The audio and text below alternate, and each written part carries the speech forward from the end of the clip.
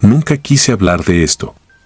No por vergüenza, sino porque cada vez que recuerdo lo ocurrido, siento que alguien respira detrás de mí.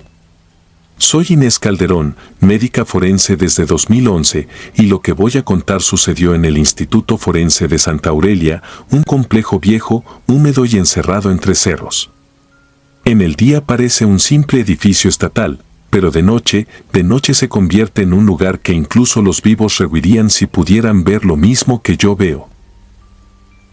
Desde pequeña he tenido esta capacidad, o condena, como lo he llamado últimamente, de percibir a quienes ya no deberían estar aquí. No siempre hablan, no siempre se muestran, pero cuando lo hacen, son tan reales como el cadáver que yace sobre la plancha metálica. Nadie en el instituto lo sabe, excepto un ayudante que no duró ni una semana antes de renunciar sin recoger su último pago. Y lo entiendo. Lo que vivió fue apenas una fracción de lo que he enfrentado yo. No voy a relatarlo todo, solo 3 hechos, 3 noches, 3 cadáveres que marcaron el rumbo de mi vida y me obligaron a aceptar que la muerte no siempre es un punto final. La primera ocurrió en otoño de 2018. Trajeron el cuerpo de una niña llamada Mariana, encontrada en un lote baldío. Tenía 8 años. Su piel estaba cubierta de tierra, su ropa desgarrada. Al verla me dolió el estómago. Me tomó varios minutos reunir fuerza para comenzar. En el momento en que abrí el estuche de instrumental, sentí un aire tibio detrás de mí, como si alguien hubiera acercado la cara a mi nuca. No era corriente del extractor ni una ilusión. Era presencia. Cuando escuché la voz, supe que había cruzado otro límite. No habló con palabras. Fue un pensamiento que no me pertenecía. Algo como, no quiero estar aquí. Me di vuelta muy despacio y la vi, parada junto a la mesa metálica, iluminada por la luz blanca del quirófano. No tenía heridas, ni sangre, ni el rostro amoratado del cuerpo frente a mí. Era ella, pero limpia, con los ojos grandes y asustados. No pude decir nada. No hacía falta. Entendió mi miedo, y aún así se sentó en silencio en el banco del fondo, como si esperara instrucciones. Trabajé sin decir una palabra mientras esa presencia me observaba con los pies colgando y balanceándose suavemente. La rigidez del cuerpo no coincidía con la serenidad del espíritu. Y lo peor fue cuando finalicé el procedimiento y la pequeña sombra se levantó, se acercó y me tocó el antebrazo con una mano helada. No dolió, pero el frío atravesó la bata, la piel, el hueso. Luego simplemente desapareció. Como si se hubiera permitido irse después de que alguien le diera permiso. Creí que eso sería lo peor que viviría allí. Me equivoqué. A mediados del año siguiente ocurrió lo que aún me despierta por las madrugadas. Una mujer de nombre Sofía Ávila, fallecida por un derrame cerebral en su casa. Al menos eso se reportó. Era de madrugada cuando recibí el cuerpo. Mi ayudante, Cárdenas, estaba preparando el instrumental mientras yo revisaba la documentación. De pronto algo cayó al suelo con un estruendo metálico. Era la charola completa. Mis tijeras, mis pinzas, todo. Cárdenas estaba blanco, paralizado frente a la camilla. Me acerqué para preguntarle qué pasaba, pero cuando levantó la mano señalando el cadáver sin poder articular palabra entendí que había visto lo mismo que yo tantas veces. La sábana que cubría a la difunta se movió. No violentamente, no como en las películas. Fue un gesto leve, como si el cuerpo respirara profundo después de un sueño pesado. Me acerqué despacio. No creí que estuviera viva, pero sí supe que lo que yacía ahí no estaba en calma. El aire se volvió espeso, denso como vapor caliente. Cárdenas salió huyendo, se resbaló en el pasillo y siguió corriendo hacia la salida. No regresaría jamás. Levanté la sábana. El rostro estaba pálido, rígido, pero los ojos abiertos. No podía parpadear, no podía mover la boca, pero aquellos ojos seguían los míos con un rastro de desesperación tan real que me estremeció. Escuché nuevamente el pensamiento ajeno: estoy viva. Pero no lo estaba, la rigidez del cuerpo era absoluta. Era su mente, o lo que quedaba de ella, negándose a partir. Me tomó horas convencerla de que no podía volver. Cuando al fin aceptó, sus rasgos se relajaron y el aire volvió a fluir.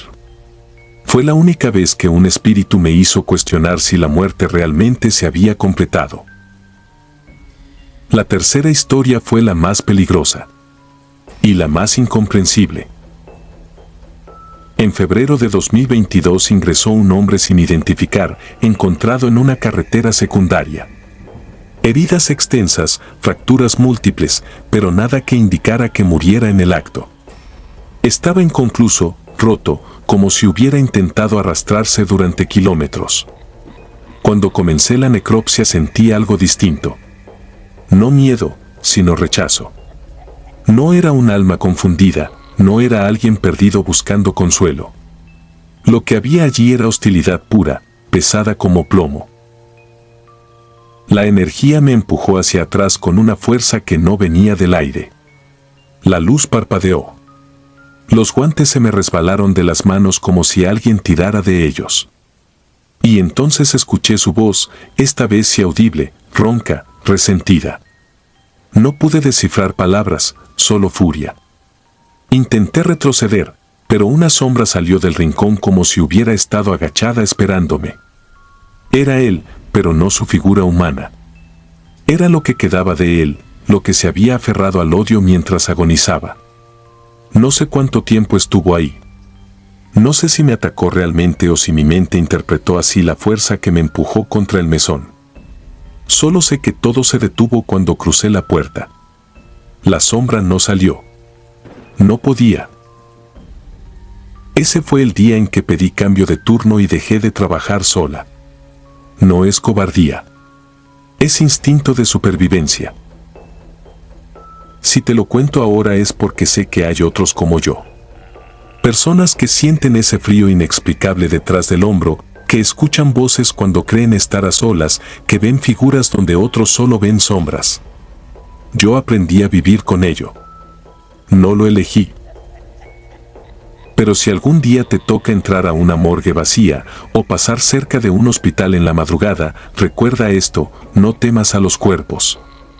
Teme a quienes todavía no han entendido que ya no pertenecen aquí.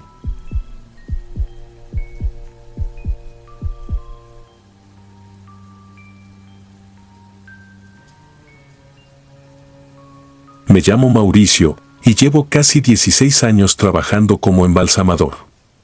Hoy puedo decirlo sin temblar, pero hubo un tiempo en que esa palabra me pesaba en la lengua como si fuera pecado.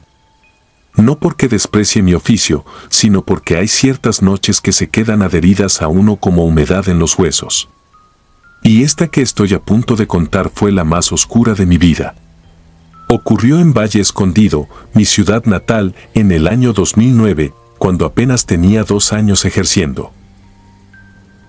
Yo trabajaba en una funeraria mediana, de esas que aparentan estar siempre tranquilas pero que esconden más historias que un hospital.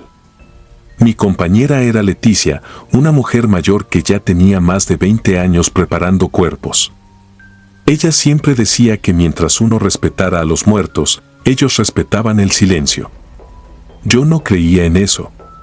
O no creía hasta esa noche. Leticia pidió salir temprano porque su esposo estaba delicado de salud. Me tocó quedarme solo, justo cuando llegó un cuerpo enviado desde la morgue municipal.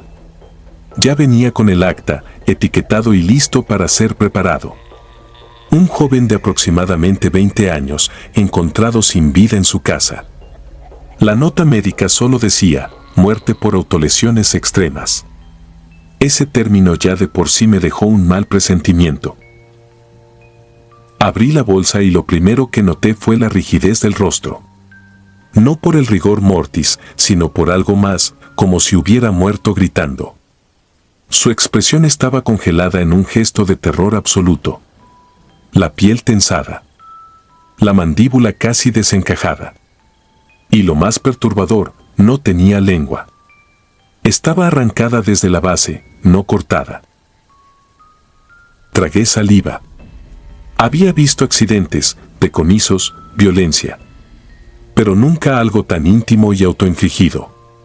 Sus ojos estaban cerrados, pero al acercarme noté que no era decisión de la familia, estaban cosidos. La morgue había hecho un trabajo rápido, sin delicadeza.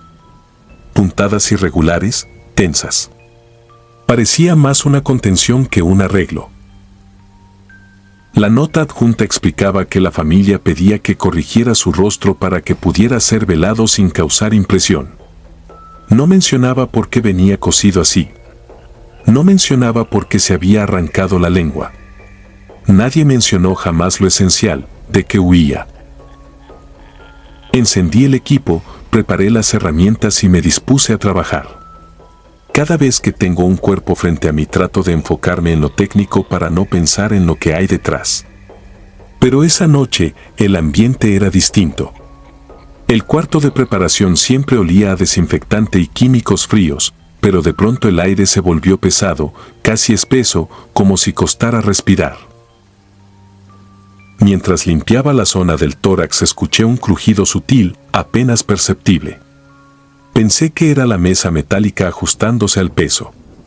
Pero cuando seguí con el procedimiento, escuché otro sonido, esta vez más claro, un chasquido. Como si algo interno se hubiera tensado. Respiré hondo y traté de no levantar la vista. No quería sugestionarme. Sin embargo, cuando pasé a trabajar el rostro noté que uno de los hilos del párpado izquierdo estaba flojo. Me acerqué más. El hilo no estaba mal hecho. Había sido reventado desde dentro. Como si algo empujara el párpado hacia afuera. El corazón se me aceleró. No quise aceptarlo, pero lo vi claramente, bajo ese párpado cerrado y cosido, algo se movió. Me quedé inmóvil, incapaz de respirar. No eran gases. No era contracción post-mortem. Esa tensión no venía del cuerpo, venía de un impulso. Cuando retrocedí un paso, la luz del cuarto empezó a titilar. Primero suave, luego como si alguien jugara con el interruptor.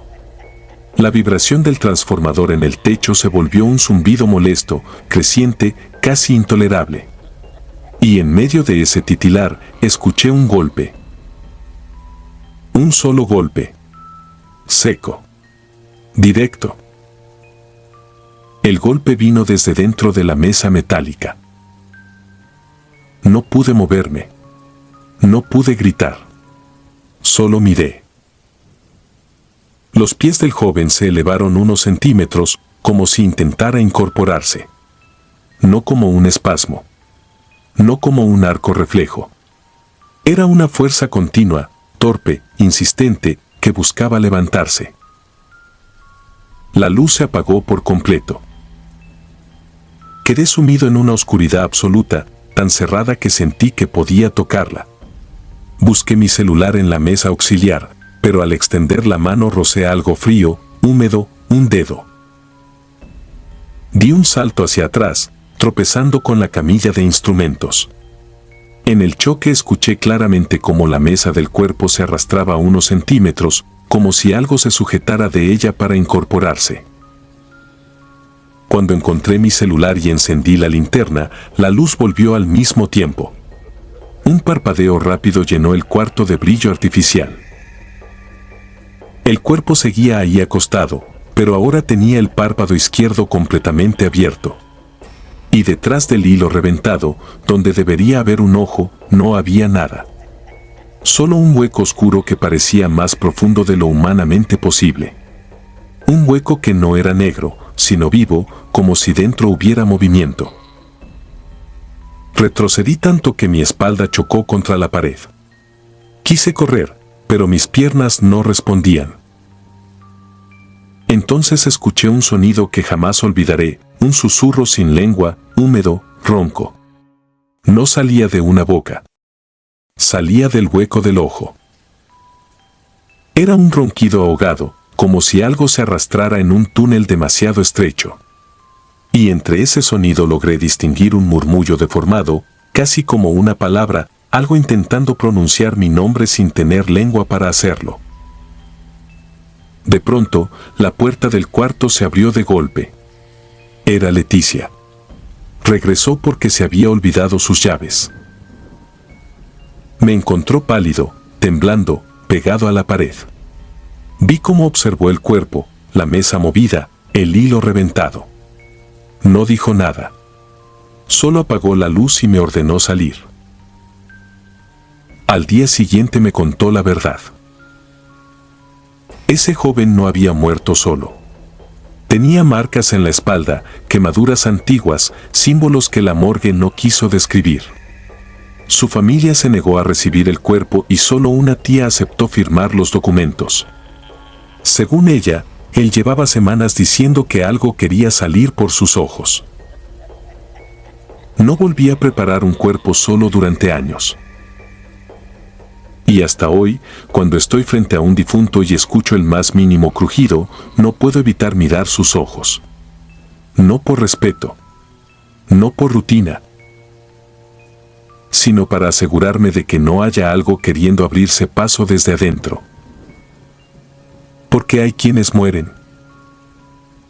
Y hay quienes quedan atrapados detrás de sus propios párpados, esperando a que alguien los prepare para poder salir. Suscribirte y darle like ayuda mucho a este canal. Si ya has escuchado mi contenido antes, te ha gustado y estás disfrutando lo que escuchas en este sector, te agradeceré que presiones el botón de suscribirse. Sin más interrupciones, continuamos.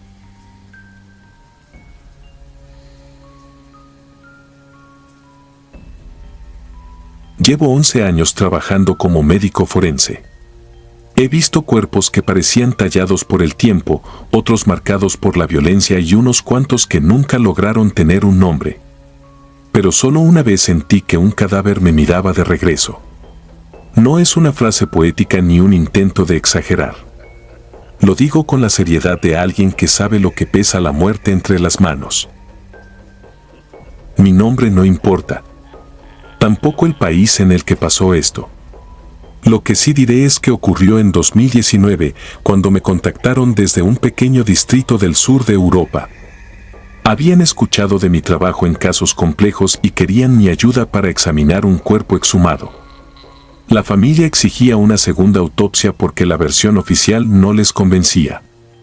La fiscalía había determinado que fue suicidio, pero los padres decían que su hija no tenía historial depresivo, que estaba planeando mudarse, tener hijos y empezar una pequeña empresa con su pareja. Esa última parte fue lo que captó mi atención, la pareja.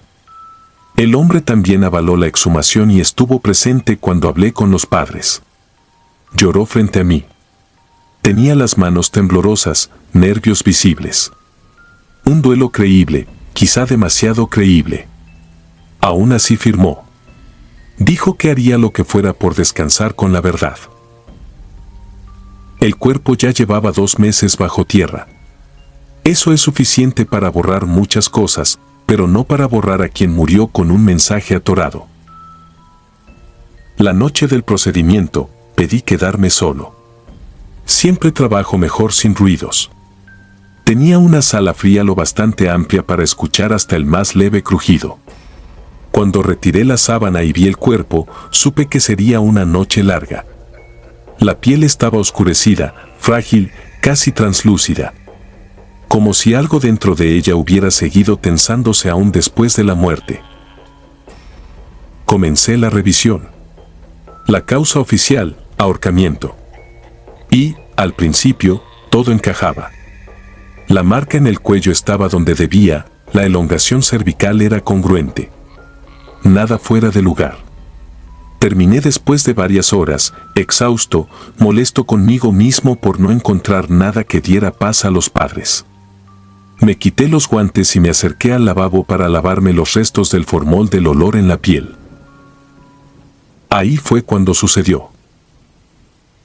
Mientras cerraba la llave, sentí un peso leve sobre mi mano. Algo gélido. Algo que no debía moverse. La mano del cadáver estaba sobre la mía. No fue un espasmo. El cuerpo estaba demasiado deteriorado para algo tan vivo. Se los juro, esa mano cayó sobre la mía con una precisión lenta, casi intencional. Me quedé paralizado. No supe si gritar, correr o rezar. Lo único que pude hacer fue observar sus dedos rígidos, apoyados justo sobre mi piel. La retiré con un impulso torpe, como si me hubiera quemado. No quise pensar más. Cerré la sala y regresé al departamento que me habían asignado durante mi estancia. Pasé el camino entero repitiéndome que el cerebro bajo estrés es capaz de proyectar cosas, que el sueño y el olor de la morgue pueden crear ilusiones. Me duché para calmarme. Pero mientras me bañaba, escuché pasos afuera. Pasos claros, lentos, firmes. Apagué la regadera. Silencio. Luego, otra vez, un crujido, como alguien moviéndose en la habitación. Salí con la toalla todavía escurriendo. Revisé puertas, ventanas. Todo cerrado. Volví al baño para terminar de lavarme los dientes. Pero esta vez, mientras me inclinaba sobre el lavamanos, sentí un frío detrás de mí. Una especie de vacío. No era un aire común. Era presencia. La clase de sensación que te eriza desde la nuca hasta los talones. No quería levantar la mirada. Lo juro. Sabía que si veía, iba a perder la cordura. Pero el silencio se volvió tan denso que me obligó a hacerlo. Abrí los ojos frente al espejo. No era mi reflejo solo. Ella estaba allí. La mujer del cuerpo exhumado se veía en el espejo, justo detrás de mí. Pero no como estaba en la morgue. No como un cadáver descompuesto. Aparecía como alguien ahogado emocionalmente, con ojos brillantes por lágrimas que no podían caer. Tenía la expresión más triste que he visto en mi vida. Una tristeza que no venía del dolor físico, sino de la injusticia. Quise girar. No pude. Cuando al fin lo hice, no había nadie. Lloré. No de miedo, sino de impotencia. Había visto muertos de todas las formas, pero jamás uno que me buscara como si estuviera pidiendo auxilio. Entendí entonces que me había equivocado. Que algo faltaba. Que ella no quería callar. Ese mismo instante me vestí y regresé a la morgue. A las 2 de la mañana, reabrí la sala y encendí todas las luces. Volví a sacar su cuerpo del depósito frío y reinicié la revisión. Esta vez no seguí el protocolo habitual. Toqué zonas que ya había descartado, revisé detalles mínimos. Y descubrí algo que antes me había pasado por alto. No coinciden las marcas del cuello con un ahorcamiento autoinducido. La posición y el ángulo no cuadraban. Y lo más importante, encontré un patrón de presión uniforme sobre la tráquea. Alguien la había asfixiado antes de colgarla. No se había suicidado. La habían asesinado. Todo encajaba. Su silencio, su mirada. Había venido a buscarme para hablar. Entregué el informe a la mañana siguiente. Los padres rompieron en llanto. La fiscalía tuvo que reiniciar el caso. El esposo no esperaba eso. Huyó. Y en su huida se delató. Lo atraparon 4 días después. Confesó que discutieron por un mensaje que él encontró en su teléfono. No era infidelidad ni nada del estilo. Era algo más simple y mucho más enfermo. Él no quería que ella trabajara, no quería que tuviera vida propia. La asfixió en un arranque de control irracional y luego intentó simular un suicidio. La justicia llegó. Pero nunca supe si ella encontró paz. Porque la última noche que estuve en ese país, mientras guardaba mis cosas para regresar, escuché un leve golpeteo en el espejo del baño. No pasos. No un grito. Solo un golpeteo suave, insistente, como unas uñas tocando desde el otro lado del cristal. Me quedé quieto, mirando el reflejo. No apareció nadie. Pero el vidrio siguió vibrando un par de segundos. Como si alguien quisiera despedirse. No he vuelto a atender un cuerpo exhumado desde entonces. No porque le tema a la muerte. Le temo a los muertos que todavía tienen algo que decir. A los que no quieren o no pueden callar. Y sé muy bien que aquella mujer no fue la última.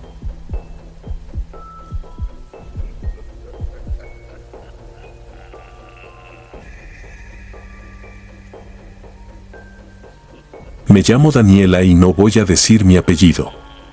Tampoco el nombre real de la funeraria donde trabajé en Texas entre 2016 y 2019.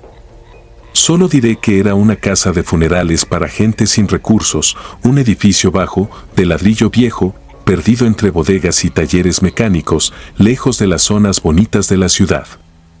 Ahí aprendí que el verdadero horror no siempre tiene colmillos ni ojos rojos, a veces huele a desinfectante barato y formol rancio. Yo era embalsamadora.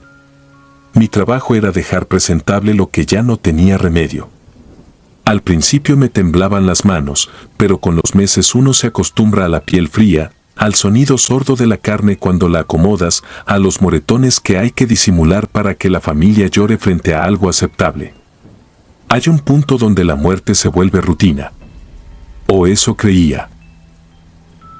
En ese tiempo, el turno nocturno casi siempre me lo aventaba sola. La funeraria era pequeña, el personal mínimo. Durante el día había secretarias, el dueño, un par de asistentes. En la noche solo quedábamos el conserje y yo. Antes estaba don Lalo, un señor mexicano que llevaba años ahí.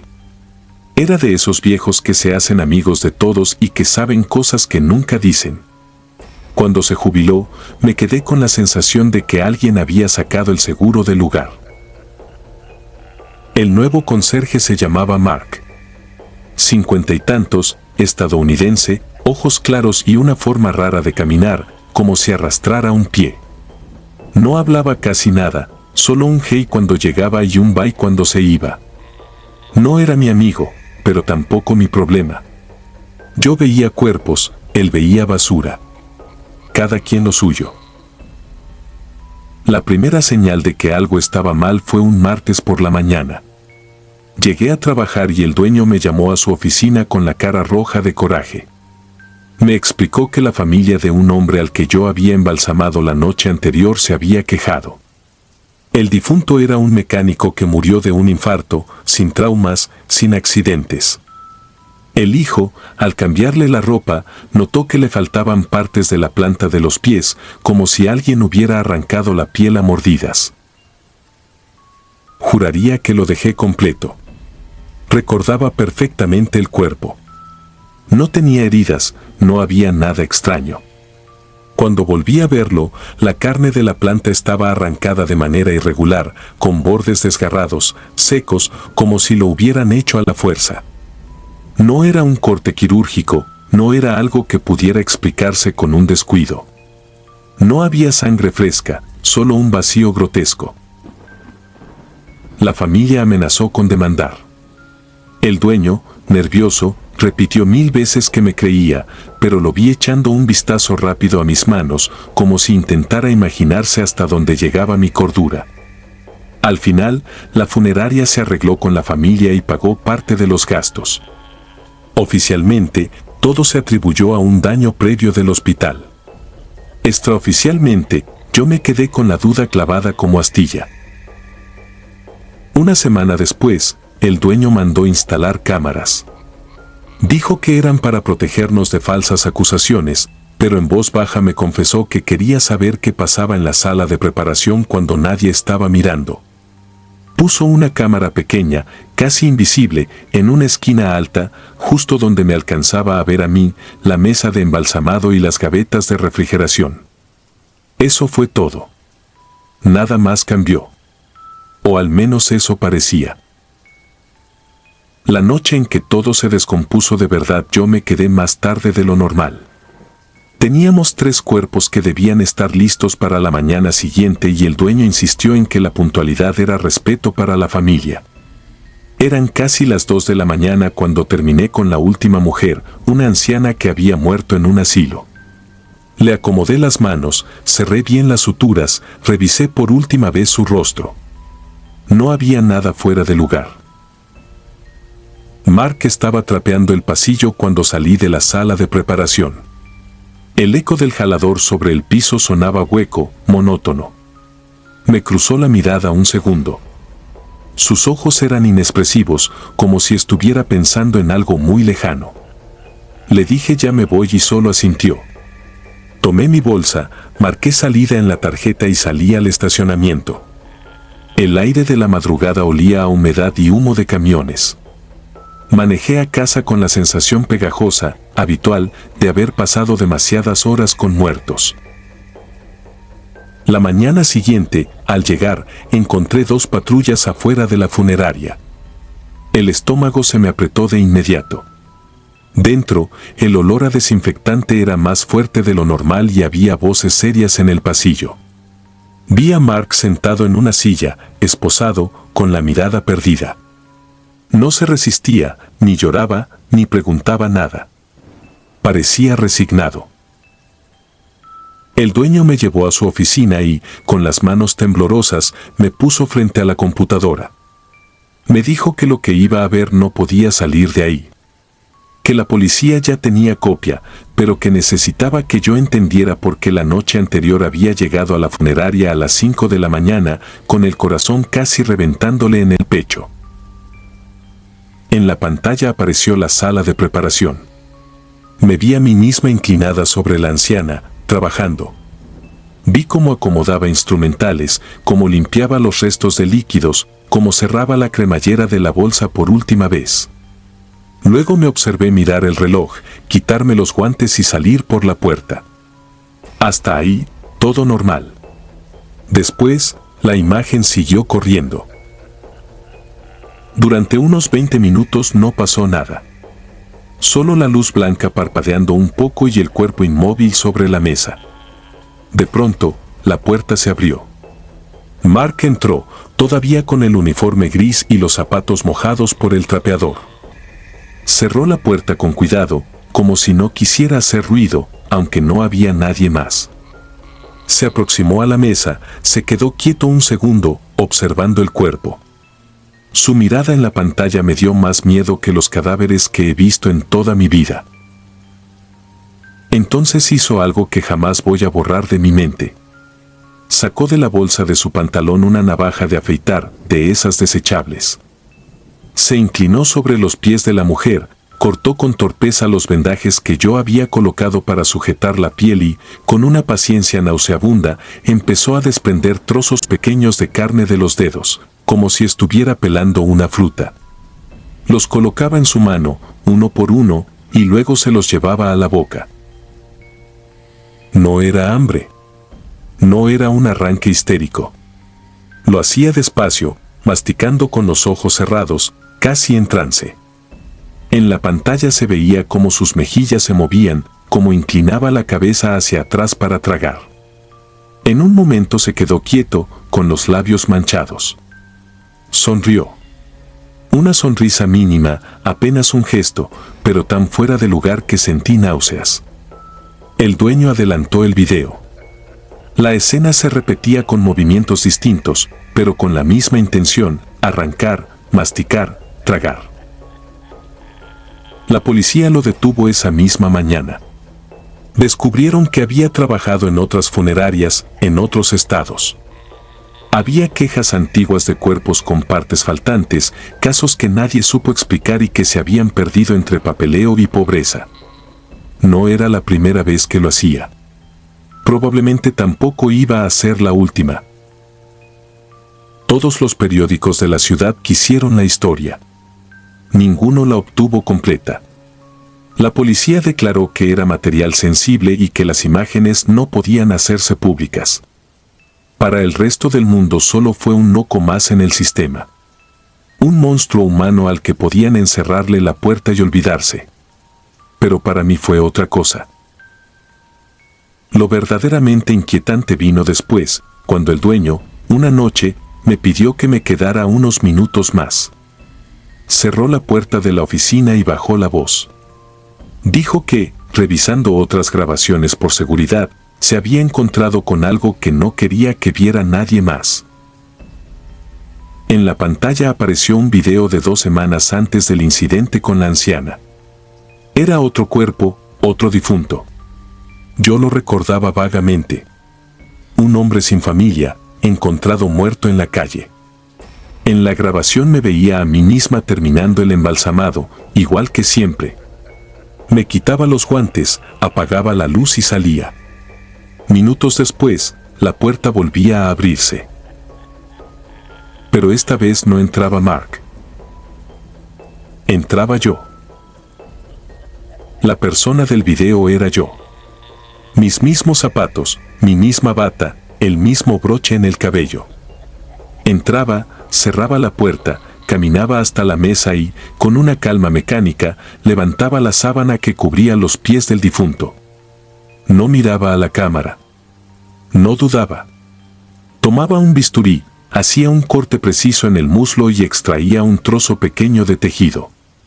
Lo guardaba en una bolsita transparente, la sellaba y la metía en la bolsa de mi bata. Después salía como si nada. No recordaba nada.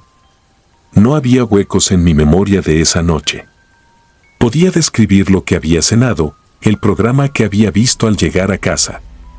Pero ese fragmento de mí, moviéndose como si alguien más la hubiera programado, no existía en mi cabeza. El dueño me miró con miedo, no con enojo. Me dijo que no iba a mostrarle ese video a la policía, que tal vez alguien lo había editado, que algo. No terminó la frase. Lo único que me pidió fue que, si alguna vez notaba que faltaba instrumental, que se movían cosas, que tenía desperfectos en la memoria, se lo dijera de inmediato. Asentí, incapaz de hablar. Esa noche revisé mis bolsillos al llegar a casa. No encontré nada. También revisé mi refrigerador, mis botes de basura, cada cajón. No sé qué esperaba encontrar. No hallé nada distinto a lo normal. Pero desde entonces, cada vez que me veía al espejo, había un segundo en el que no me reconocía del todo, como si la imagen tardara un poco en alinearse conmigo. Dejé ese trabajo meses después de que arrestaron a Mark. Renuncié por estrés y busqué otro empleo lejos de la morgue, lejos del olor a formol y de las salas frías. Aún así, hay noches en las que despierto de golpe con el sabor metálico imaginario en la boca, como si hubiera estado masticando algo que no debería. Me reviso las manos, los dientes, los bolsillos. Todo está limpio. Lo que más me aterra no es lo que hizo ese hombre. Lo que me aterra es saber que, bajo la luz blanca de una sala fría, rodeada de cuerpos que nadie reclama, yo también pude convertirme en algo que no entiendo. Y que, quizá, en algún rincón de una computadora vieja, hay más videos donde entro a una habitación vacía, cierro la puerta y hago cosas que, por mi propia sanidad, mi mente decidió borrar. Si disfrutas de los relatos, te invitamos a apoyarnos con un like y un comentario, ya que eso nos ayuda muchísimo. Además, si aún no estás suscrito o suscrita, te animamos a formar parte de la comunidad del terror. Muchas gracias por escucharnos y por tu apoyo.